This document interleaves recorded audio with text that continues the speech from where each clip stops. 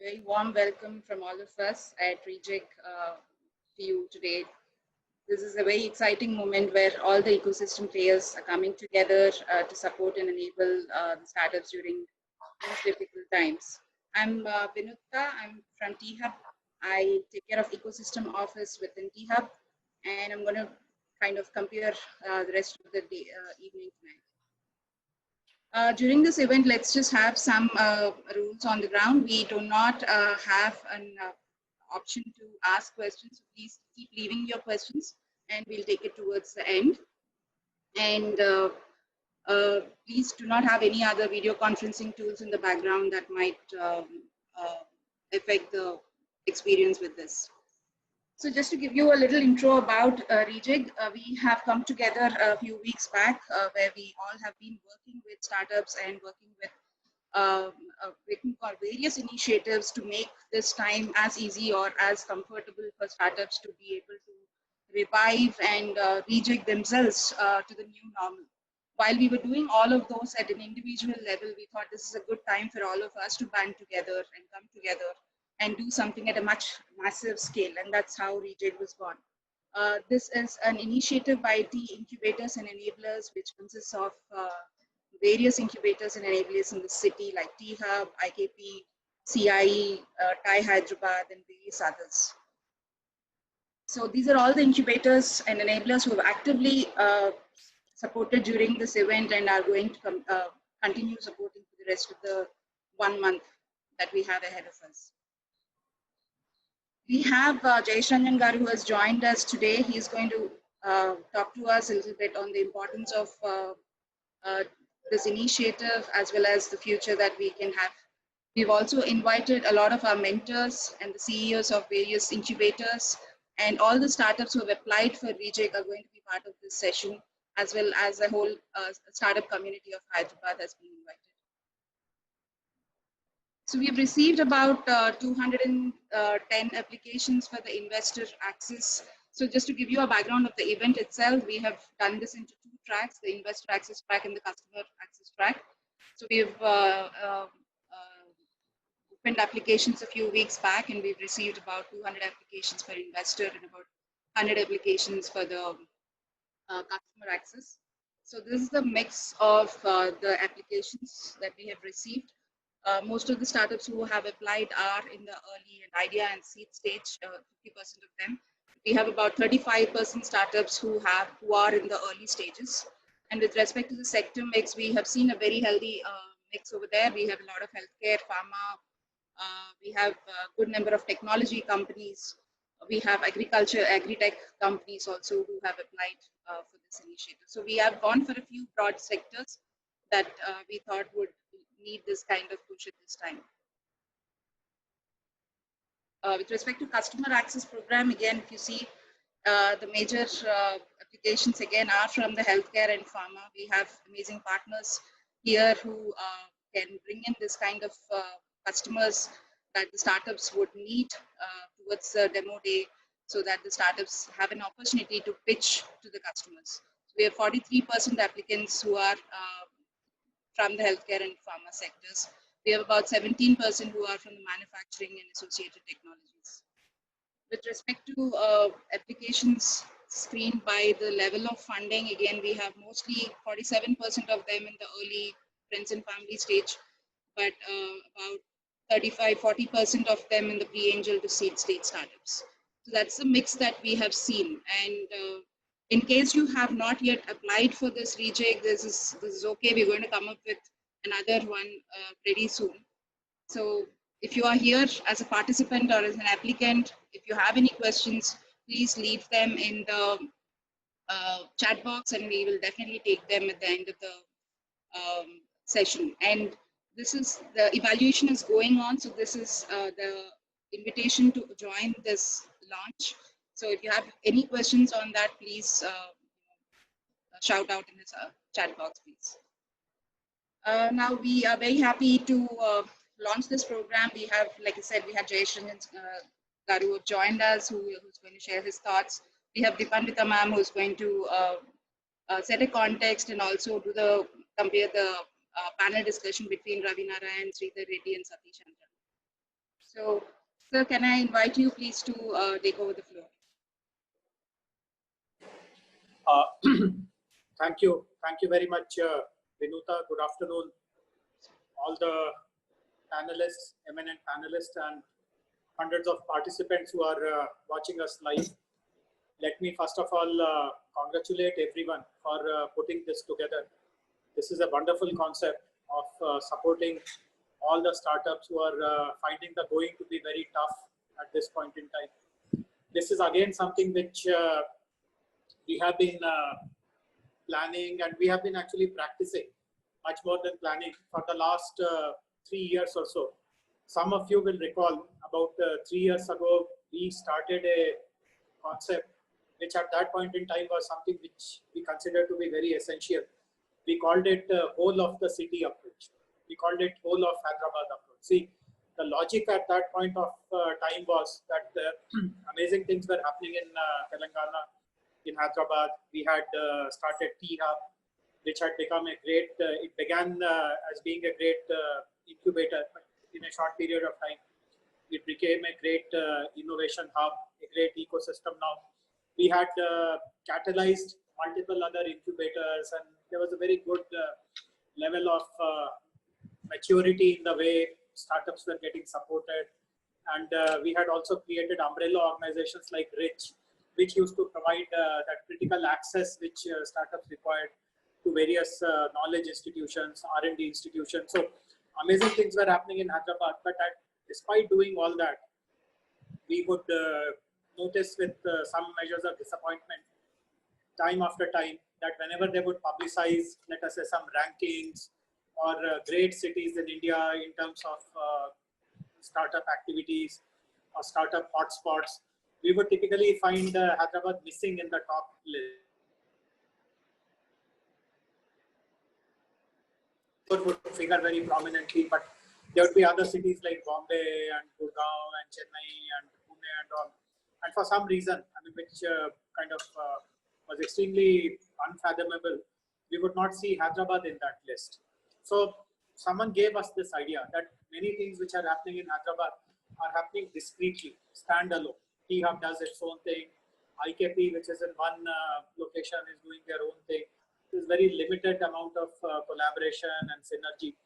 And then at that time, we had started the Telangana State Innovation Cell, and we were discussing and debating what should be the mandate of the TSIC, as it is called. And I remember I had suggested this idea that one of the first things, and something which is very needed for us at this point in time, for the TSIC to engage themselves with, is to bring all the incubators together. In those days, 3 years ago, we had roughly around 20 plus incubators and a few co-working spaces. Of course, as we all know, the number is touching 75 now, and the number continues to grow, which also is a very strong testimonial of what we have tended to create in Hyderabad. But the point is that in those days, even those 20 incubators were not really connected. There were only some very informal or individual centric connections which were happening. No institutional platform or an organized platform for everyone to share ideas, to tell about their common interests, their mutual activities. So this concept of whole of the city approach started.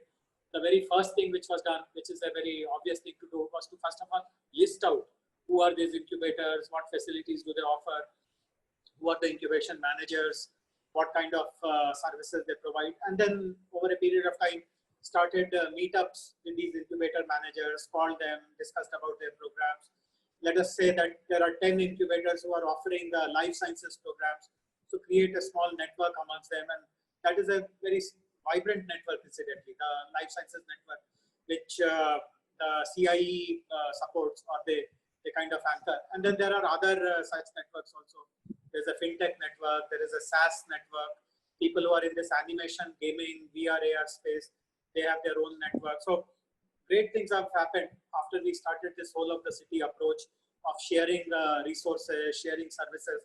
Lots of events which were organized by one particular player was being shared with other players, and they would send the relevant stakeholders to participate in those kind of events, etc. So what we have designed 3 years ago and what was evolved subsequently over the last 3 years through practice I'm very glad that it has turned into a very useful platform to actually help startups, many of whom or most of whom have been badly disrupted due to this.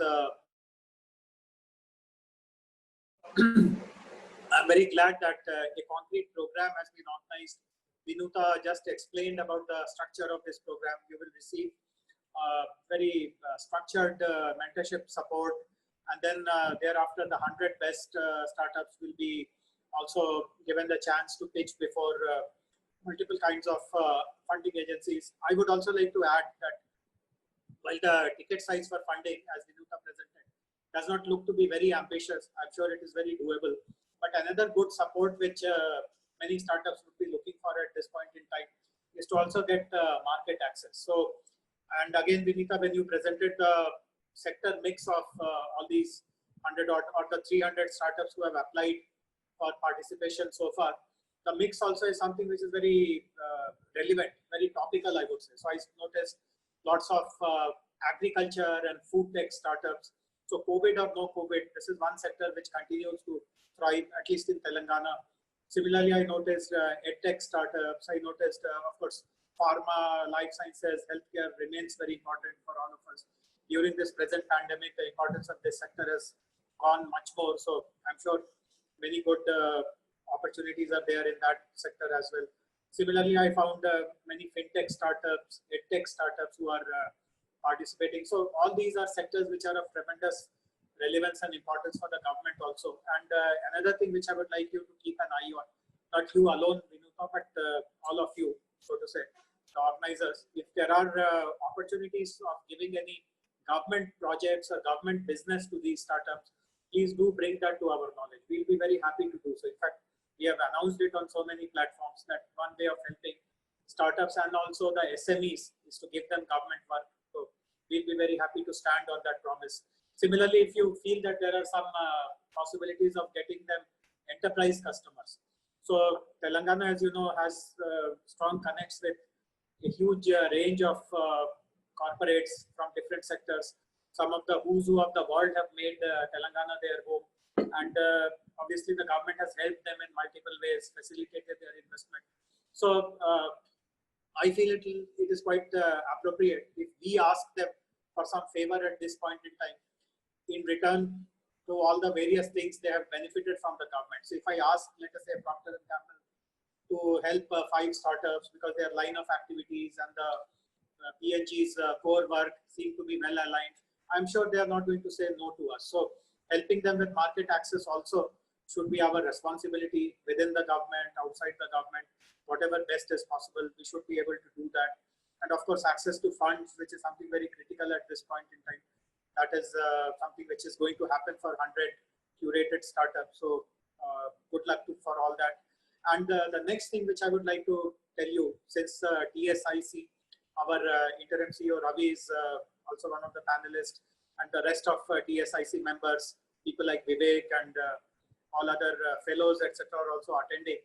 You must strengthen this whole of the city approach. This pandemic has, of course, it is unfortunate, but it has also kind of given us an idea on how we can use this whole of the city approach to help each other. And this is something which will tomorrow stand out as something very unique to Hyderabad. Tomorrow, when people review who did what during this crisis time, who came out, who with innovative programs, who actually helped. Many people say all kinds of things, but eventually putting your money where your mouth is.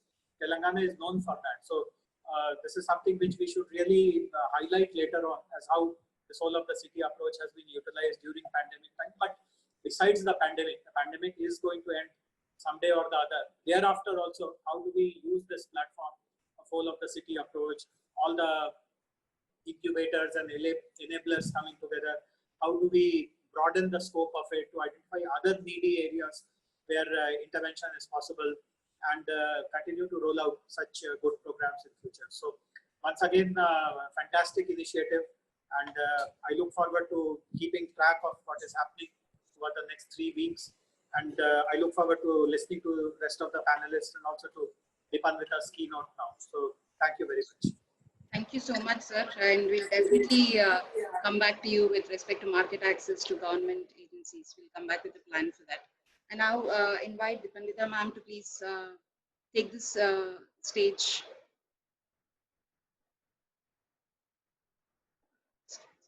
Unmute myself, yes. Yeah, thank you so much, Vinuta. Thank you, Mr. Jayesh Ranjan. It's been a pleasure and honor to be part of this initiative. It is not possible for any business to work in a situation, in a pandemic situation like this, if we do not pull our forces, if we do not come together. And it is all of us, if we put our might behind the startups, behind our businesses, all put together, we can actually completely change the face of the startup ecosystem today. This is an opportunity, it's a rare opportunity. While the pandemic has hit us hard, it's also a great opportunity for all of us to come together to say, yes, we can. And, you know, I was thinking that all of us are doing various efforts. Like IKP has put in the ICO fund, which is a COVID fund that we had put in beginning April. BIRAC is doing from the central government. METI is doing a lot of work. NSTDB, DST has put in the Kavach fund. There are several initiatives at the state level and the center level in seeing how innovation can be supported. But the concept that Mr. Jayesh Ranjan mentioned, the city as a whole, that is something unique to Hyderabad and Telangana. You know, it's almost like fission. When neutrons are bombarded and fission happens, it requires a certain mass. You cannot have a chain reaction of a large number of neutrons hitting. So for that, you need a certain mass. And we cannot afford to work in silos, in seeing that we will do small things and something fantastic is going to happen. It's not going to happen that way. And that is the reason we have come together to put what is this Rejig startups. When we say Rejig, so it's a collective of all enablers and incubators supported by TSIC. And with that, I am waiting to hear my panelists. We have 3 panelists today. Mr. Ravi Narayan. Yes, this is Ravi. Ravi, all of you know Ravi. Ravi Narayan has been with T-Hub, and he is now also the CIO of TSIC. Fantastic, Ravi. Of course, his long career as a startup entrepreneur is fantastic, 3 startups, and then with Microsoft Ventures, advisor to various global ecosystems. It is such a pleasure to invite you to the panel, Ravi. Thank you for joining. Thank you, Devananda. Our next panelist is Sridhar Reddy. If you do not know Sridhar, I would please request all of you to actually somehow know Sridhar. And one way to know Sridhar is join TIE as an associate member, as a corporate member, whatever way. Sridhar is the president of TIE Hyderabad. Just not TIE Hyderabad, he leads a company, CtrlsS, and that is actually the first rated tier 4 data center in India. Globally, more than 3,500 customers per day, and it serves a large number in 25 countries, 50 locations, Fortune 500 global multinationals. A warm welcome to you, Sridhar. Thank you, Deepanwita.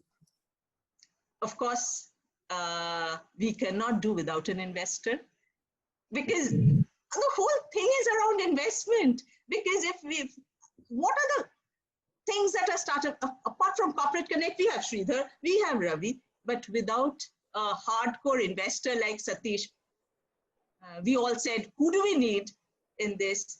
Everybody said, let's get Sateesh. Sateesh Andra, the Managing Director of Endiya Partners. Thank you, Deepanwita. Thank you so much. So let me begin with, so what we will do is we have just half an hour. We can go endlessly, but we have half an hour. In the half an hour, the first thing is I want to know the views of all three of you on the pandemic and what you think the startups should be doing. So can I ask Sridhar first?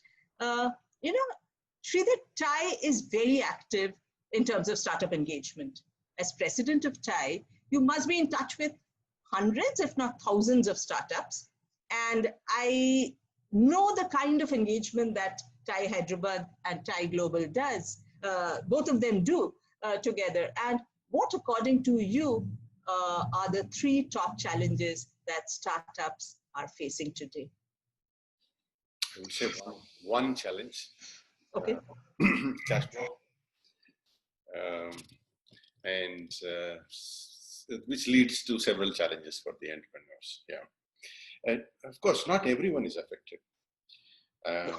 Probably around 20% of IT, whereas 70-80% of hospitality, travel, actually services sectors like grooming centers or spas, they were seriously affected, almost 80%. So the range is anywhere from the cash flow impact, immediate impact is 20 to 80%, depending upon which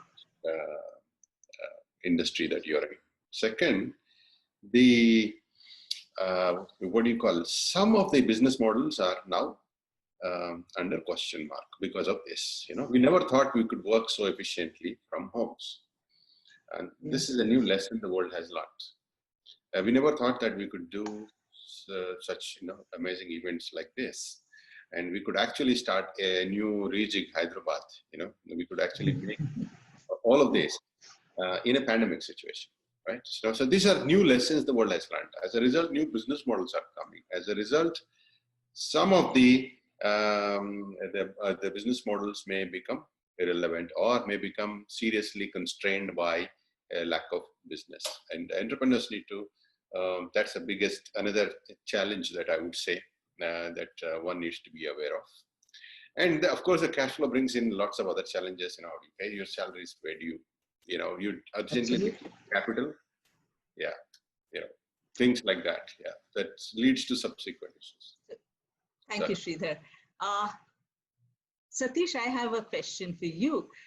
Endiya Partners has been an active investor in both tech and healthcare, and I have been seeing you do very judicious, very prudent investments. What's your reaction when you see this happening? Is it cautious, wait and watch, or are you making some quick investments? What is it? No, I think that we've never made quick investments. It's very difficult to make quick investments because we're an early stage investor. At the end of the day, we take a maximum amount of risk. The product may not be there. The market risk is pretty much there when we get in with our first $1 million check. So we need to really know the entrepreneur, right? All we are betting on is on the entrepreneur. Sure. At this time, I think COVID has made it very, very difficult. How much ever you speak on video calls and you exchange dialogue and you see PowerPoint presentations, there's nothing like meeting in person and exchanging ideas and feeling the energy levels. So for that reason, I think almost, while investors may say whatever they want to say out there, everybody is cautious. I think everybody is cautious for multiple reasons because majority of their focus is going on existing portfolio. And second is that, they need to spend quality time irrespective of whether it's the first check or the third check that's going to accompany before they invest. Because at the end of the day, I've always said that human capital is the most precious capital. All other capital is commodity that's available in plenty. It's people who you bet on. Absolutely. And you do early stage investments. So it's extremely important for you. Ravi, now I want to turn to you. You've seen all kinds of innovation structures, organizations in the last 20 years, from building startups from scratch to entrepreneurship, advice to policymakers and so on. You've also seen 2 global crises, right? How does this pandemic compare with the challenges of the earlier 2 crises? Thanks, Deepanwita. Thanks for saying that I've only seen 2 global crises. I've actually seen 3 global crises. I'm the graybeard of the 3. So when I did my first startup in 1990, there was some economic crisis already in the US at that time. There was another one in 2008. 2000 was the dot-com and the telecom bust. So I've seen several of them and have lived through them to tell the tale. So I think I know the obvious advice that we could give all the entrepreneurs who are on this is that this too shall pass, and there will be good times coming up front. But unlike the other ones, which were economic downturns versus very specific, the pendulums that swings that happen in the VC or the investment, going a little ahead of its rationale versus the entrepreneurs doing what they need to do. I think this time around, I think we have a very democratic downturn, if you will, or a shock. And it's left nobody, spared no one. Everybody is equally affected, which is a very interesting situation for us to be in the first place. All the way from personally, what the hell does this mean to me, to what does it mean for my startups, to my VC fund, to everything else. Yeah. The other thing that I see here, which is very different, is the ability for us to actually bet on digitalization or technology much more and use that to our advantage. They call this pandemic the chief digital officer that has come all across and changed what could have taken 10 years to actually happen within 3 to 4 months. And that's really something that we have seen right in front of our eyes. And I think there's an opportunity for those tech startups, or at least startups that are using technology as an enabler, a unique opportunity, as you rightly pointed out earlier, that it's not just giving us new market segments that are just opening up, but it's also showing these market segments right in front of us so very clearly. We don't have to do too much of a spreadsheet analysis. It's right there. You can see what's going on, and if we are the first one to take a bet and go to someone like Sateesh and convince him to bet on with his investments, I think we could really take a much larger chunk of the market that's emerging. And finally, the third thing that I would say is, unlike most of the other crises, we also have this opportunity which shines the spotlight on India much more than anybody else at this point in time. Lots of other technology ecosystems are losing steam, some because of their leadership, some because of what they're doing, and others are basically trying to rejig, not even rejig maybe, just incrementally make changes to something that they already have. They're not looking at this as an opportunity to do something much larger. With manufacturing and various other opportunities coming right into our laps in India, I think we as an Indian ecosystem should take this opportunity to do much more than what we have been doing back in January, February, and go into August, September with a lot more clarity and a lot more vigor than we had before. I think this is an opportunity for the Indian ecosystem like never before. You sound optimistic. You have found out that every challenge can be turned into an opportunity, and that is the hallmark of an entrepreneur. So I have some questions for all three of you, because all of you are entrepreneur at the core. So you've all started your own company. You are a startup at some point of time, whether I'm talking of Sridhar, I'm talking of Sateesh or Ravi. To each one of you, I have this question.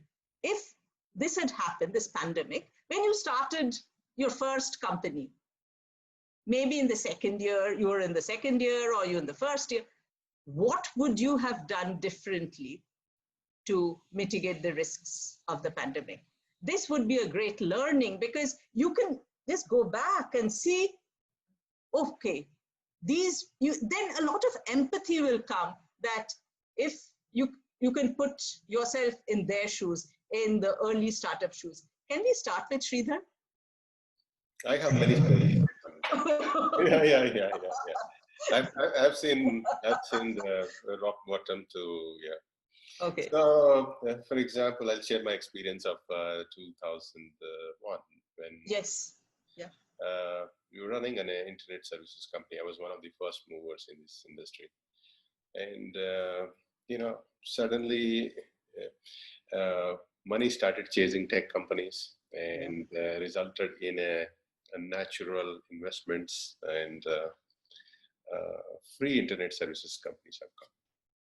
Those were the days of the eyeballs, if those of you remember, right? And so suddenly 85% of the revenues have pretty much gone away. It is like airline of today.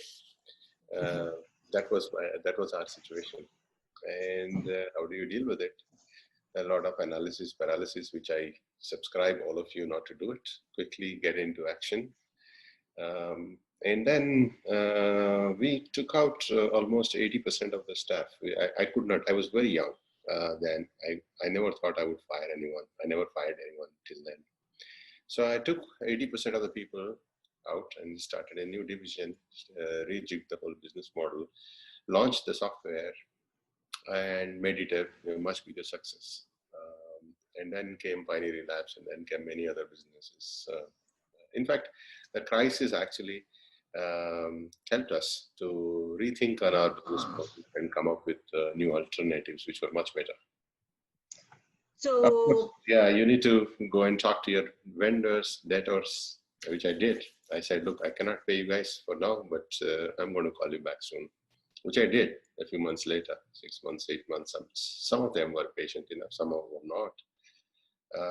Which also meant that, I had to mortgage my parents' properties, take some more loans. I mean, all kinds of things that we have to do to get the capital, but which is not the case today. We have a Rejig today, and we have a lot of investors. Yes, thank God we have all of you.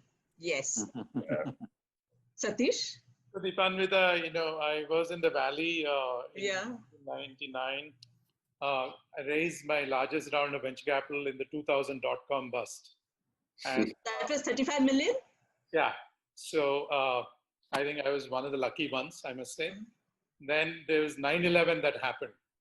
I think I sold the company by 2006. So when the Lehman Brothers 2008 downturn happened, I was at DFJ, the venture capital fund. I think those were, like Ravi already pointed out, and I think Sridhar talked about it a little bit. Those downturns or those events were very different. I think this is fairly unprecedented and surreal. I would not want to mislead any entrepreneur saying that, everyone will obviously have an opportunity in spite of crisis, something like this that's looming around. Today, if you really look at the environment, I think consumers have lower income, they have no money. Enterprises have cash flow impact, and their supply chains are not together. Government is very business managing the pandemic.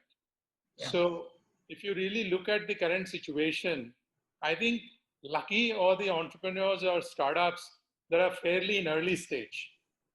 Because what you can then do is you really look at, again, is there positive, negative, or neutral impact, because of COVID? Is that a headwind or a tailwind or neutral? And if you have cyclical problems, I think Sridhar talked about the revenue impact being 20 to 80%. If there's a cyclical impact, that's fine. You can tide over the storm. But if there's a structural impact, it's going to be extremely difficult to tide over the storm, right? So you need to re-engineer your direction. You need to go back to your drawing board. I think you need to do product or service rationalization. You definitely need to figure out where to cut the cost. And most important thing is that if your business requires a set of critical success factors, what do the founding team, right? I think the most important thing again is the founder's resilience. In this kind of crisis, people who win are the people who win, these battles in their mind, obviously. So that's very important for an entrepreneur to kind of go through, this calibration and be very honest and then do what makes sense. So Sri, I don't know, Sateesh, this is absolutely essential. It will be like a Bible for entrepreneurs to actually first do this, and probably the incubators should do it, help them out in terms of segregation, understanding who needs what. It's not the same medicine for everyone. So we really need to look at all of them, but more than anyone else, it's, I think, the resilience of the founders. Sridhar talked about it, you talked about it. Ravi, what is your take on this? Yeah. What would you have done differently for your startup if there was a pandemic when you started? Yeah, so just to give a sense of what's going on today, or at least what we are seeing in T-Hub and around, is the fact that about a third of them are in serious trouble.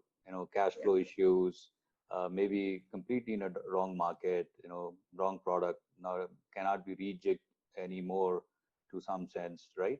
About 20% of them are extremely successful. They found something, they don't know what happened. Why are they getting so many inquiries for their products, which they had not anticipated before? And then there is about 43% of them that are kind of just stuck in the middle. They are trying to figure out which way to go. Is there anything that they can really take advantage of and go and not do? So if I look at all my earlier startups, whenever there was problems, it was isolated to my startup. So the normal tendency for me to do was to actually dig deep and really go and search for answers within the team, within the the set of mentors, investors, whatever. It was not something that would be different, which was much broader. So these 43% that is sitting right there in the middle, they don't know whether to go take a leap of faith and do something absolutely different, or just give up. I would be a little bit more, I think, what do you say, open to the idea of thinking beyond what I had done. It could mean one from completely giving up the path that I was taking. I did do that in the second startup because I was forced to. Like Sridhar just mentioned, I had to let go of half my team. We looked at what we had, and then we went after a completely different market, same technology but different market. But in this case, given the set of the size of the opportunities, it may not be even the same technology. It's just that you understand the market, and therefore you have the opportunity to really let go. So maybe there is a little bit of a, what do you say, openness to considering opportunities much more broadly than trying to make what you already started work to some extent. Maybe it looks like a more of an investor kind of a mindset rather than an entrepreneur's mindset, but that's definitely something to look at, because there's no reason for you to put good money after bad. And the third thing that I would say is about time to react. I think both Sateesh and Sridhar alluded to this, but I think there is no right answer. There is no new normal that you, or a normal that you will get back to this, or a semblance of what you left behind coming back to. So there is nothing like that. So the one that is able to make a decision about pulling the trigger sooner than the other people, the one that can actually go convince their set of customers, their set of investors to actually bet on them to make this leap, I think are the ones that are going to win, not the ones that are going to wait it out or get their product right, for this opportunity and then go into the market. I think that by that time, a lot of things would have changed once again. So I think the early movers in this case would actually will succeed. So I didn't do any of these things before, but I would think given the magnitude of change and the democratic way of change that's going on, this may be actually the way I would go about doing it, given where we are today. Very pragmatic. I think this is really, we need to understand. I'm talking to all the startups who are today assembled here. We really need to go deep and think about what Ravi said, what Sateesh said, and what Sridhar said, because it's so important that you find out your own path, understand that this is not something which is just happened and it's going to go. You have to be really, and you are entrepreneur, you are here to do just that. Please put all your understanding of businesses, go to mentors, seek out help, and do whatever is required. This is a time where the best will get kind of sorted out. So this is a new initiative. I spoke to several of my incubator friends outside Hyderabad, and many of them have told me, Deepanwita, we would love to hear whether it's working. If this is working, we want to do it in Mumbai, we want to do it in other cities. And if we can find out a model, we can of course go and talk to the center to do these, because coming together. So what would be your expectation? Three of you are kind of leaders and torchbearers. There's no escape. We have co-opted you. You cannot say now, Sateesh or Sridhar, I just came for the panel. So once you're here, you're here. And so what is your expectation? What would you want this initiative to deliver? I could go with the Sridhar first. Yeah. So as you said, Deepanwita, that there's no going back. Yeah, we need to help our entrepreneur ecosystem, and TIE is, essentially made for that. We not only look at a few of the investors, any company in any industry or any incubator can approach us for mentors help. We have over 3,500 experienced charter members across the world. About 15,000 are associate members, but about 3,500 are experienced. All these people have committed to give their time to mentor startups through time. So we can get any company today help from any of the other chapters in about 15 plus countries across the world. And we're committed to it. We are also doing a lot of programs for women entrepreneurships and deep tech areas, deep tech segment. And it's all about helping entrepreneurs. So please reach out to our community, and we'll always find a mentor who's experienced in your industry to help you with rejigging your business plan, or help you connect to some of the investors or the large alliance clients for business. Okay. So thank you so much. So I'll remember this. I'll catch you this. I'm myself a charter member. And can you call your charter member CM. Now this CM should become change makers and not charter members. So that is something I want, change makers of TIE. That's a very good message, Deepanwita. I'll take it too. Many of the charter members are here. And, okay, so fantastic. Yeah. And Sateesh, what would you expect? Not we, you would tell us what would be the benchmark of this to be successful. What would you expect us to do in this next 3 weeks, over 3 weeks? I say, maybe. I think it's a wonderful initiative. Thank you for embarking on this journey. I think important thing is to really look at the business models of all these startups. And like I just said, put them in the buckets of, who are they targeting? What kinds? Is it a product or a service business? Is it a local or a global focus? And again, which vertical? And is it capital intensive or capital efficient? And where are they right now? I mean, are they in the MVP stage, or are they in the revenue stage, or in the growth stage? I think it's important to dissect, all of these aspects from a business model perspective, and kind of give them, the inputs in terms of what are the 2-3 most important things for them to get to the next level. There's really nothing better than an entrepreneur learning from a fellow entrepreneur. I kind of keep going back to this example, right? I mean, right opposite my house is Pulala Gopichand's Badminton Academy. When Saina did it, Srikanth said, okay, I can go do this. And then Sindhu was watching from the sidelines and said, oh, if those two could do, I could do it, but I could do better. Right? I think we need to create case studies. Right. And when you create case studies, I think people learn from others and they'll improvise and leapfrog. So if you could, review all the plans, all the sectors, all the verticals, product, service, solution, local, global, stage, I think give them relevant feedback as to what they need to get to the next level. And kind of, I would say the worst thing that could happen, right, is for companies to be living dead.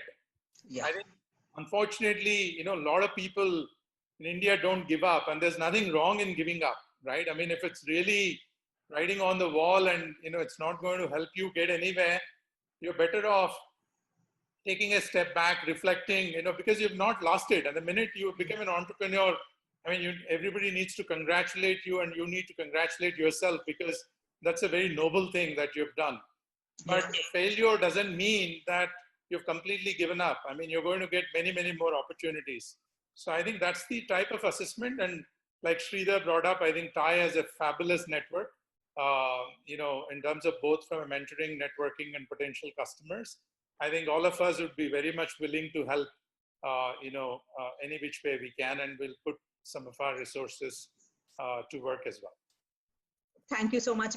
Because it's a collective of all incubators, and with about 12 to 14 incubators who have signed up to give their time for this program, for these 100 startups that we pick up. And we will need all the help from TIE, from Endiya partners, because investments is almost like a tribe. It's a tribal activity I've seen. They do things together. It's not, so we would also request you to help us connect with other investors. Happy to. Okay. We will definitely do, Deepanwita. One thing that I wanted to please say is that this pandemic does not mean the end. It's actually when the virus is found, the most affected industry, airlines or travel. Yeah.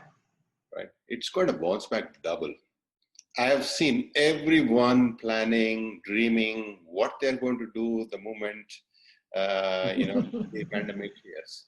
Right? People are going to travel with vengeance. If the most affected industry, the hotels are going to be packed full, there will be under capacity, because almost 30 to 40% of, retail outlets, small businesses in travel and hospitality industry are shutting down, which means all the others are going to get a double the business. It's not that it's over. It's just a problem in your entrepreneurial journey, and you need to deal with it, period.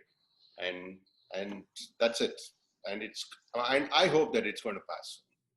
So I just wanted to add something to that, Deepanwita. Yes, Ravi, I want to hear you, because ultimately we want you as CIO of TSIC completely lead this initiative.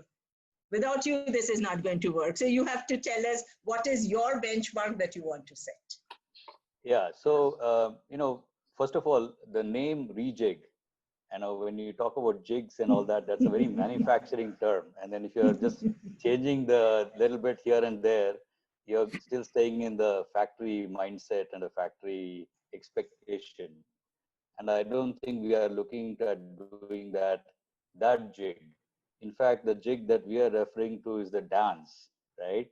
As it is, you have to let go and be free, and we will help you, get your dance to the next level. And that's what this is all about. As much as the resources, both local and global, that Sridhar can bring to the table, as much as the investor connects that Sateesh can bring to the table, one of the things that I see amongst the startups, and this probably is a little bit more serious than you wanted it to be, is the fact that they think it's their birthright to get investors to come and speak to them. It is their birthright for customers to come and come and give them a time to showcase their products or services. I think the ability for them to articulate their ability to really pivot if necessary, rejig if necessary, to do what it takes to be relevant, to be coherent about what they do, is an absolutely important thing for us to do. As much as we can do all the things that are there. In fact, it's become even easier now. Even Sateesh doesn't have to call anybody to come visit the city. I don't have to call any VC to come visit the city. We can set up a call. People are transacting over calls. Customers are available over calls. It's much easier for us to do that. But the reason we get a little, or at least I get a little, hesitant, is the fact that the startups come about thinking that this is what it should happen in this fashion. In fact, we get a lot of asks. I want connects to investors. I want connects to customers.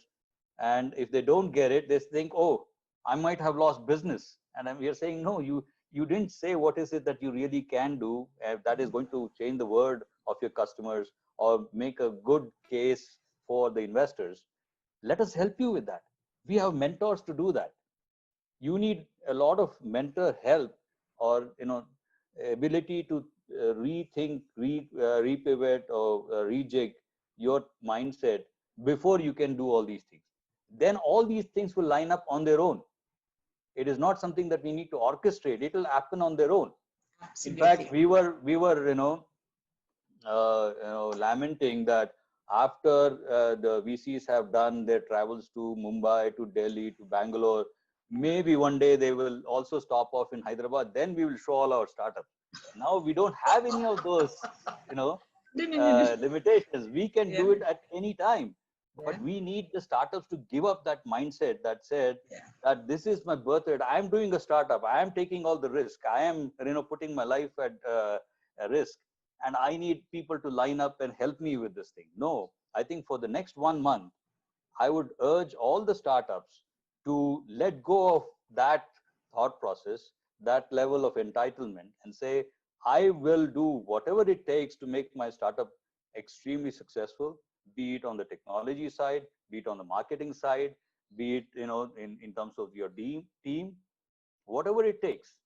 And if they are willing to do that, I'm sure all of us will line up to make sure that we will get them there. Yes, so that's a great message. The monkey is on their back. They have to ultimately do it. Yeah, we are all ready. Yes. So fantastic. I think with this, I should call Ramesh. Ramesh, are you there? Ramesh Loganathan, our professor from IIIT Hyderabad and the mentor, and are you the chairman? Are you this? You are, I think whatever you are, you actually drive CIE Hyderabad IIIT. All yours, Ramesh. You have to tell what the program is. And after we hear Ramesh, please don't go, panelists. We would have the Q&A session. So I request you to be with us while Ramesh gives the program overview. Over to you, Ramesh. Hyderabad Talaiva.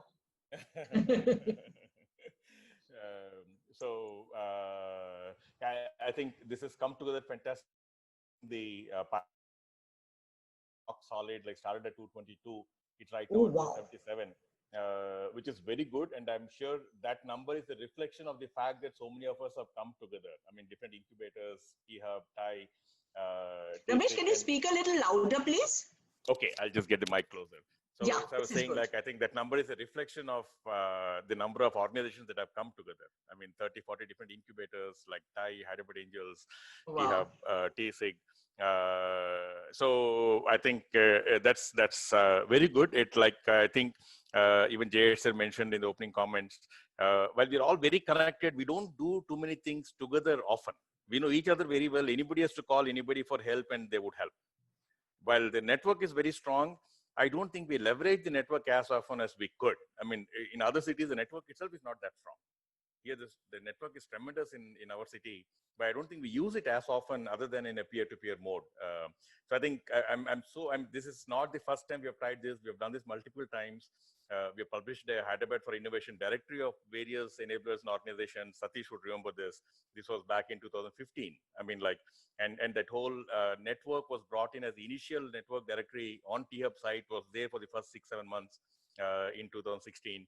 And we've tried multiple times, but this is the first time, and as somebody that's been in the middle of this and in the sidelines of this for many, many years, I'm so happy to see this happen, where there is a very tangible initiative and activity that's happening collectively. So just to summarize what's going to happen, I think we did the call. It was an accelerated call. We only gave about 8-9 days for the applications for all three, for the debt funding, equity funding, as well as the corporate connect, which is the larger part of this whole in terms of the organizing challenge. Because we have picked 6 domains.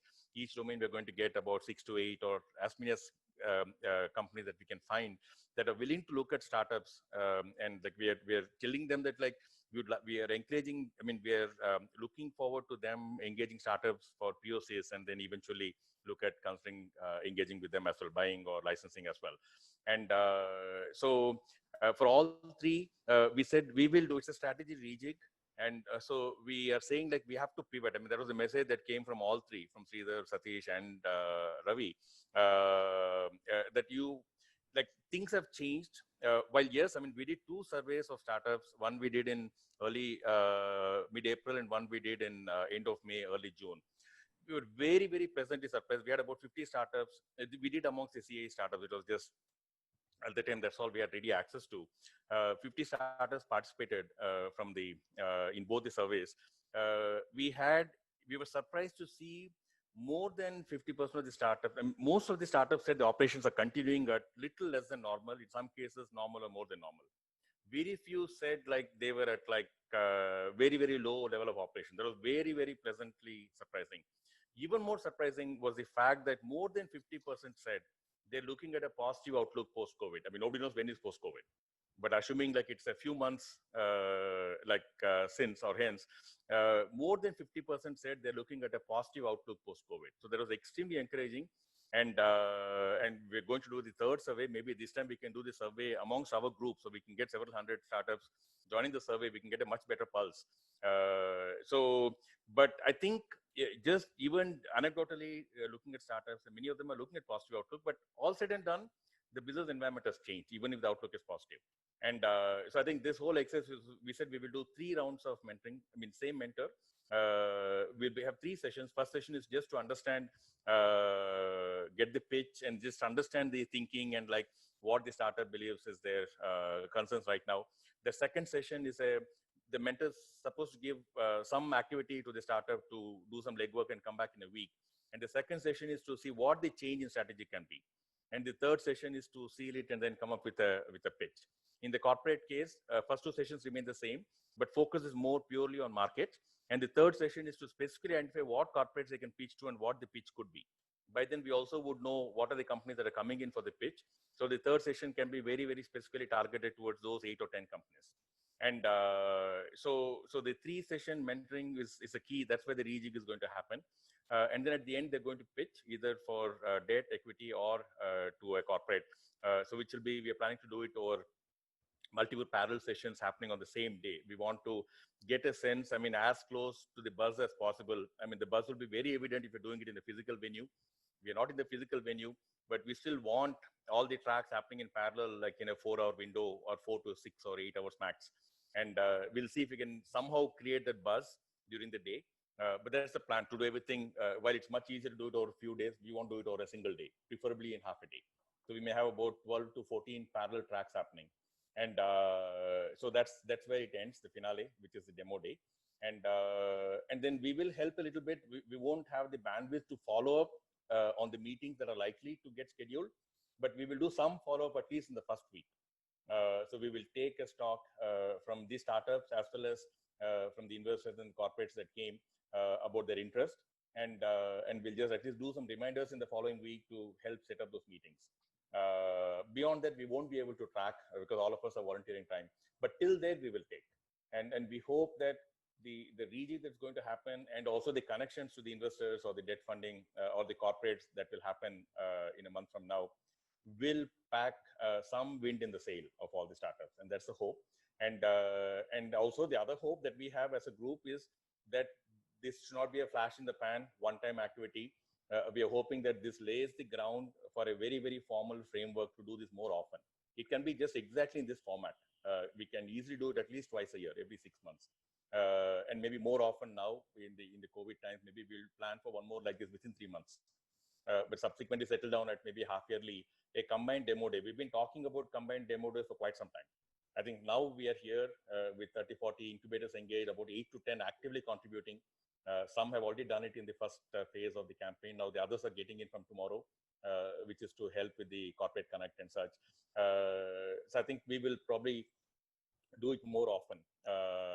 And at some point, maybe early next year, we will do the demo day in a physical space so that we get a sense of all the startups. Like, I mean, if you have about 300 startups that have applied for this, it'd be nice to see all 300 startups in one place, which we don't get to see too often. We would get to see 40, 50, 60 at once maybe. So we can create a much bigger a platform to get all of them. So just to wrap up, I think the plan is clear now. So we are shortlisting, the screening is happening. So again, we don't want to kind of, if a startup is not ready yet, we're giving feedback saying, look, you're not ready yet. You may have to come back in for the next one in 3 months' time or so. In some cases, maybe the startup is ahead of what we're trying to do, because we're not trying to cater to the whole range of support. So because, like, I mean, to make it effective, we're just subsetting. So they may be beyond the range of support that we are planning. So we'll inform them. And then, like, so we're going to pick, we don't know the numbers yet. The screening is happening as we speak. I think by tonight or tomorrow, it should be done. So I think tomorrow the notifications will go.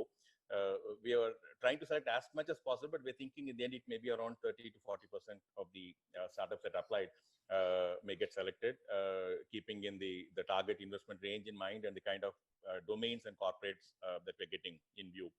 And the stage of the startup, keeping all three in view, we're thinking about 40% might get kind of taken into the mentoring and pitch round. So that is the plan. And so please do reach out to us. You have the email IDs, and many of you know many of us.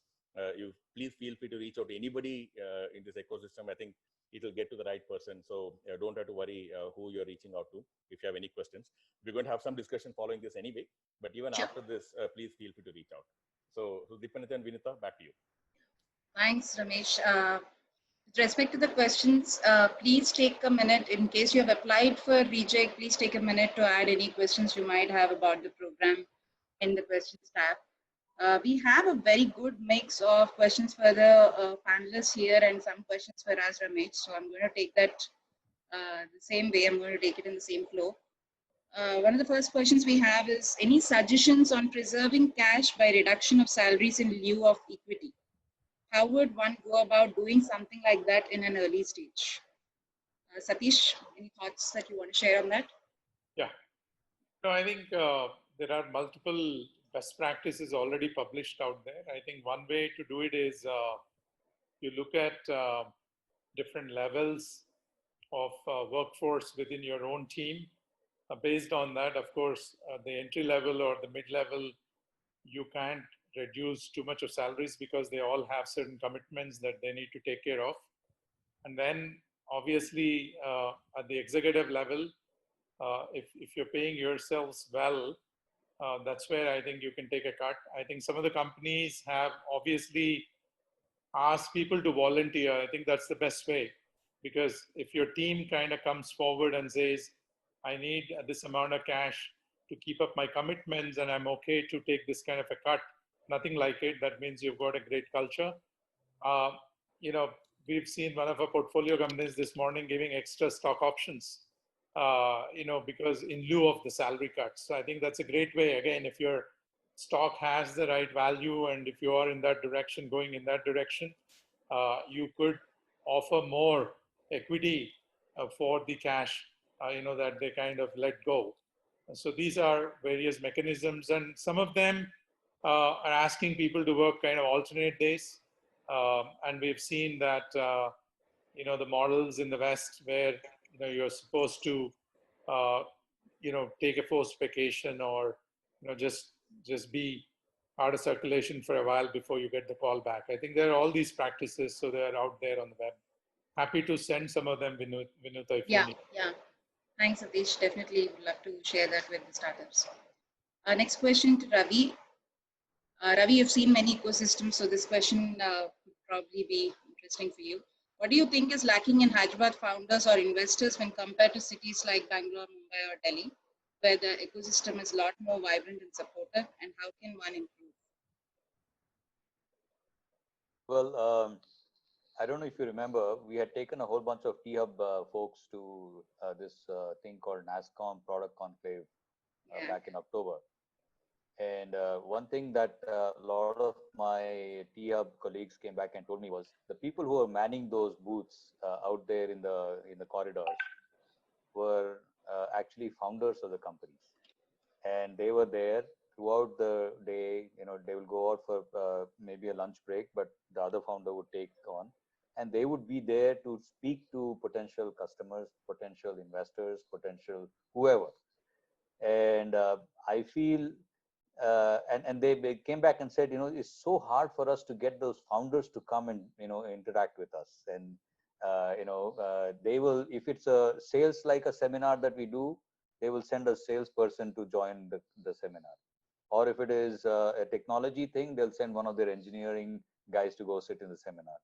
They want to show that they are participating, but they're really not engaged and really taking full advantage of the opportunities that is presenting in front of them. And there is also the level of abstraction that comes in when you're trying to gauge certain opportunities through somebody else's saying so, or their understanding of what it is. It is when you're, until Series A, I think as founder does everything that they can do, possibly physically out there, because you may have to pivot several times, even more so at this point in time. So if we are not getting the founders to be involved themselves in a big way, and also taking this opportunity to gather their team mates as often as they can to think these opportunities through, rather than dismissing them right off the bat. I think it's an important lesson for us as all entrepreneurs and founders to be there, out there, listening and understanding, firsthand, rather than trying to do this, in a very disconcerted way. And that's the reason I made my remarks earlier as well, saying you have to be there and you have to take advantage of Rejig yourself. Don't send anybody else to us. Thanks, Ravi. I think that's a good point. I think we discussed earlier also, the principals have to come. I mean, the founders have to be, nobody else can be in this process. It has to be only the founders. Sridhar, question for you. What do you think are the key enablers for young startups to come up with innovative business models to get a decent market share versus large incumbents with huge investments and balance sheets? Typical case of CtrlsS, I would say. Yeah. So when we entered the business, Tata, Reliance, Airtel, Jiffy, these are the competitors. And as you all know, that giving data to a data center for a bank, a branch manager can give away a few millions of dollars of loans, but a data center decision of giving 20 lakh a month deal, the decision goes to the board. Right? So it's also very, very difficult for a startup to enter business.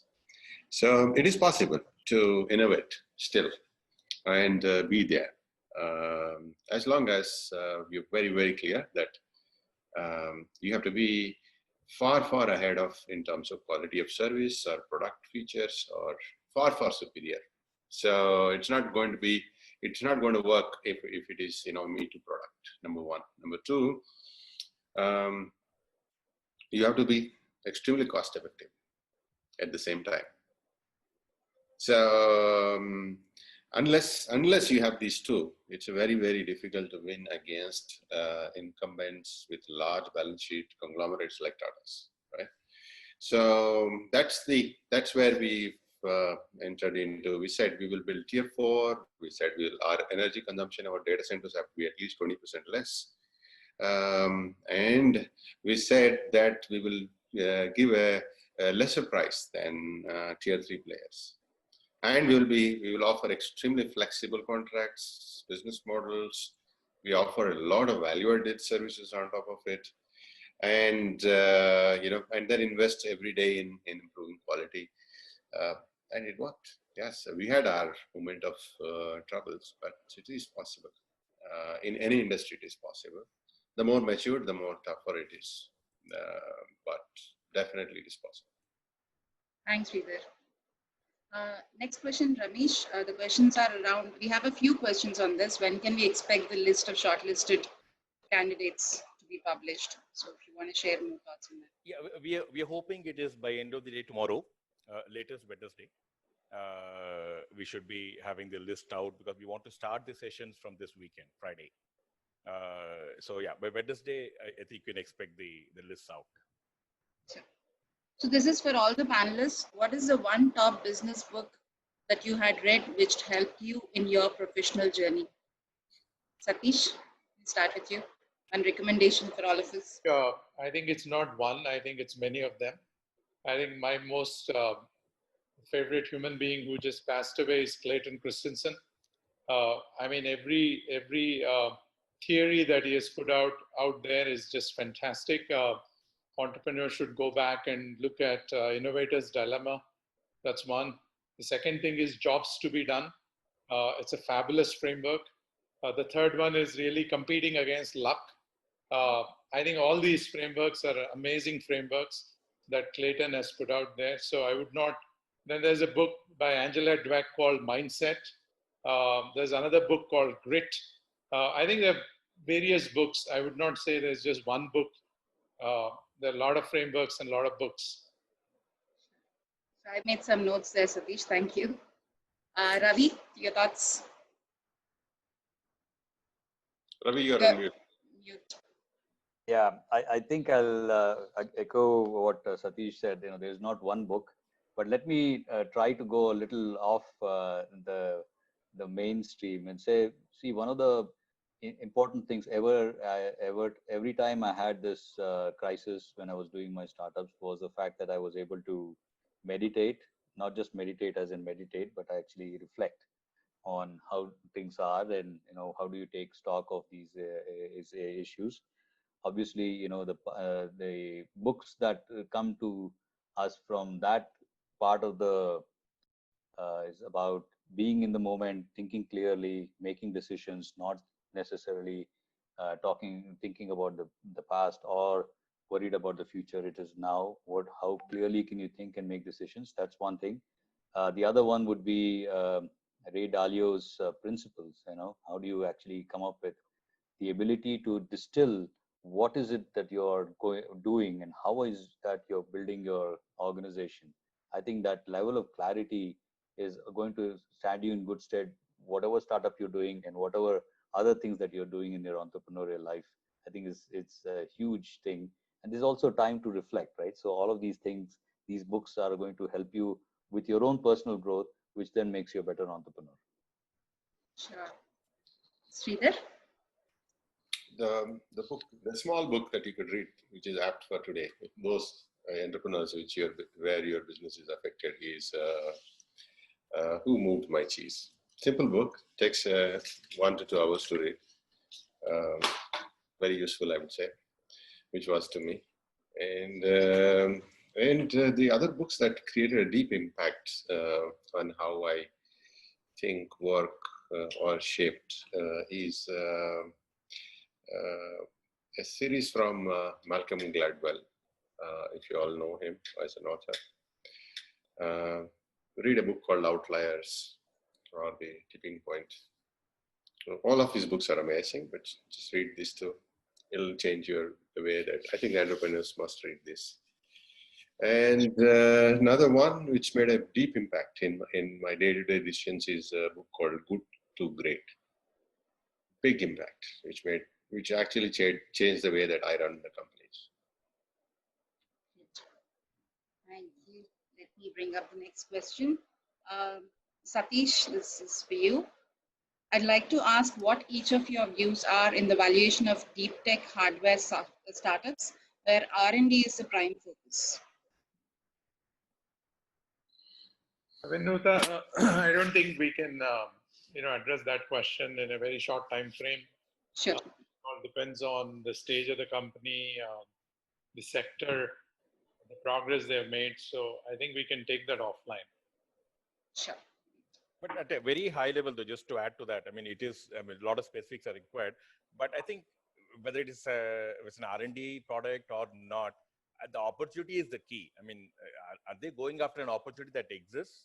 And do they have the abilities in terms of the IP and whatever they're building that can go after the opportunity? I think those two are definitely required, regardless of stage. In the same line, before the pandemic, governments had budgets for renewable energy and electric mobility. Do you foresee these disappearing as the governments now spend the unplanned budget in COVID? Also, the CSR funds have been rerouted to COVID. How should the organizations which had plans to pitch for such spends on their product service pivot to somewhere else? Ravi, Sateesh, anybody? I've dealt with these funds, so I can take a shot first, and then others can add. Sure. We've got CSR funds for other things during the same time. Yes, some money has gone to COVID, but not all money has gone to COVID. And secondly, the way the corporate CSR works, they have to lay out their plans upfront for the whole year. At least the segments they're going to target, if it's education or environment or whatever. And so that won't change. They may do some small tweaks and redeploy some of it towards COVID, but it's not going to fundamentally change the mix. So I think the CSR support where it was planned will continue, but a startup should never be looking at CSR funds. So I think that's a bad model to depend on CSR funds. So it's okay to get where it's possible, but that can't be a strategy. The rest of the funds during the pandemic in April and May, we've got two major projects in Tripartite that got funded. One has 120 crores, came from DST, and the other one is smaller, came from IT. Both have come. So I don't think government funds is all going off into COVID. Yes, it is important. There is some redeployment happening, but remember, government budget is huge, and life doesn't stop. Like during the downturn, like in our very own city, we have seen so much of infrastructure work getting done in the last 3 months. Just because of COVID, life hasn't stopped. Everything else continues. Education projects are getting inaugurated, and things are happening. I don't think life will stop. Sure. Any other thoughts anybody wants to add? Okay. So Ramesh, this is again for us. I wasn't aware of this program prior to this meet, and I realized the applications are closed. Is there a way that we could still apply, or is it too late? Do we talk about? I thought we said we'll keep it open till tonight at least, right, Vinita? No. Okay, it's already closed. Okay. Yeah, but then, like I said, we do hope like this is not just a one-time thing. I think we will do it again. Like in the long term, it should be at least once in 6 months. But right now, given the current situation, probably we'll do one within 3 months. So when we finish this in August, like maybe by sometime, maybe as early as October, we might do the next call and execute it in November.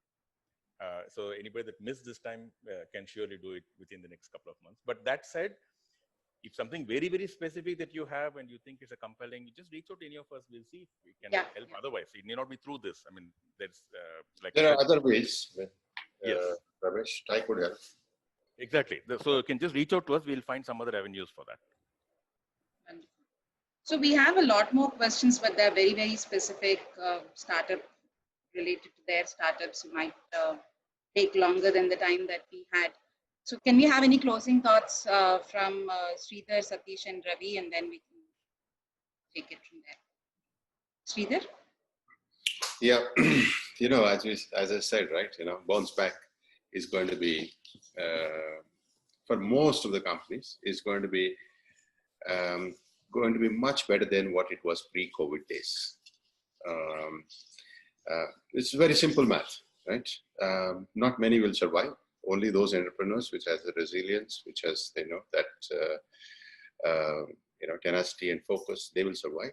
And as a result, there are few suppliers. Very simple as that. So, how do you survive this? This downturn is something that needs to thought through very carefully, and you need to reach out. You should not sit and think. Just move out and start talking to people. I'm sure you'll get the clarity in shortly. Yeah. Great. Thank you, Sridhar. Ravi, your thoughts on this? Takeaways? Yeah, I would, summarize what we just spoke about. The fact that we will not be coming back to where we were in January or February. It's going to be very different. It's incumbent on you, the entrepreneur, to actually figure out what is it that you want to do in the new set of things that are going to emerge. And nobody else will create that new normal. It is you who will be creating new normal along with several other people. So it's your opportunity to actually grab what you have found as an insight or a unique perspective that nobody else has been seeing. Grab it, build on it, and convince yourself, convince others around you, and take it on and really run with it, rather than trying to over engineer or over analyze. Just go make it happen. I think it's a unique opportunity for you to now beat the hell out of your competitors. Thanks, Ravi. That's great. Sateesh, your thoughts? So I think doing more of less is always the most important thing for any startup to get to escape velocity. Normal times you act more and then you reflect very less. I think luckily you've got time to reflect right now. In the end, I think I think Sridhar talked about it, Deepanwita talked about it, I mean Ravi, everyone talked about resilience.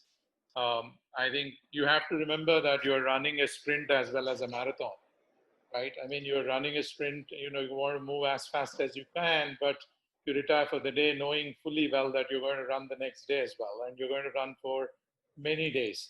So good luck, wish you the very best, and thanks for the opportunity. Great.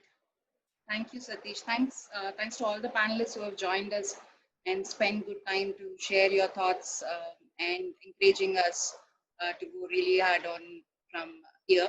Ramesh, you want to give some more thoughts on where we are heading from here? Any closing thoughts from you? Yeah, no, I think I mentioned some time back, I think by Wednesday we should get the notifications out, and we are hoping that we will have the first set of mentoring sessions starting from Wednesday. The other thing I didn't mention is we're planning to do it as a group. Each mentor may have 3 to 4, maybe 5, but 3 to 4 startups.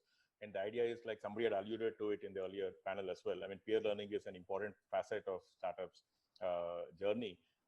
So we're going to be doing 3 startups and maybe 4, but at least 3 in a mentor group. So all the 3 sessions will happen with a mentor. There will be 3 startups together.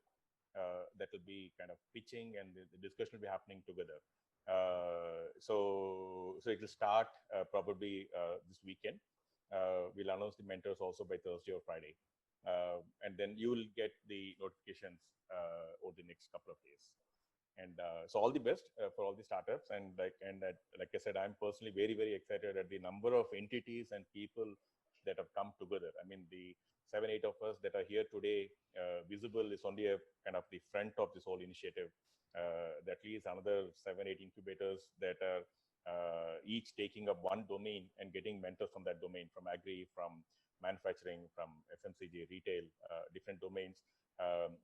TI has offered its whole mentor shop, pool, and then all the others are pitching, but these 2 mentor pools probably cover between the 2, maybe at least 60-70% of the mentors that are actively engaged in the city, especially TI's mentor pool.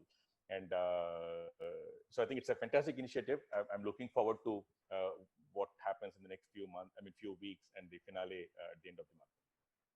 Definitely very exciting, Ramesh. This has been great the last 2-3 weeks working together as a group. Ma'am, we want you to share your closing remarks and then we can all leave. Yeah, I think it is gone exactly the way we wanted. Vinita, Ramesh, our panelists, Mr. Jayesh Ranjan, Funny, and all other incubator managers, CEOs, and all who are working with us for the last 2 weeks, as Vinita put it. And we will be working together. So thank you. Good luck. Even if you've not got it, doesn't matter. There must be something that was missing. We will see how to help you. Nothing to get worried. Everybody is there. But we will be shortlisting 100 out of 300. That itself is a large number we will be dealing with. So looking forward to all the good proposals. Thank you so much. Thank you, panelists. Thank you. Bye-bye. Vinita, one small shout out to the TSIC fellows, TSIC team, and few other volunteers from other incubators that have been actively on the ground engaged and will continue to engage. They're a key part of this whole effort. We're all kind of helping with some connections, networks, and some of our time. But that glue that puts everything together is that team on the ground. A shout out to all of them, the fellows and all the others from few of the incubators that are actively contributing. Absolutely. Absolutely. Wonderful. Thank you so much.